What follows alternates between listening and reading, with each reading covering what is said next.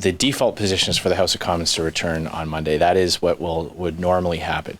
So if the government doesn't want the House of Commons to sit on Monday, they need to explain why they don't want accountability and transparency, why they don't believe that Justin Trudeau should be held account, or why his ministers should have to face questions for the actions that they made. First and foremost, we've demonstrated that the House of Commons can function with drastically reduced services on the Hill. No one's talking about bringing back cafeteria services or things like that. The House of Commons has suspended much of the normal services that they offer members of Parliament, and we are fully supportive of that. We can certainly, as a caucus, determine how best to ensure regional concerns are taken into play, as every caucus can deal with that. So again, in order to and the need has already been demonstrated.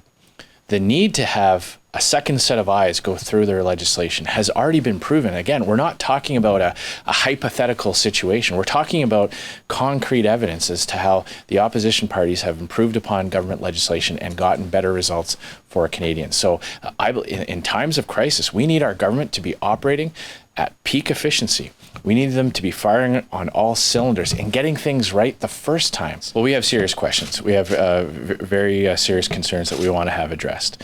We have questions as to whether or not Health Canada has an appropriate fast-track mechanism in place to approve new medicines or new treatments for COVID-19.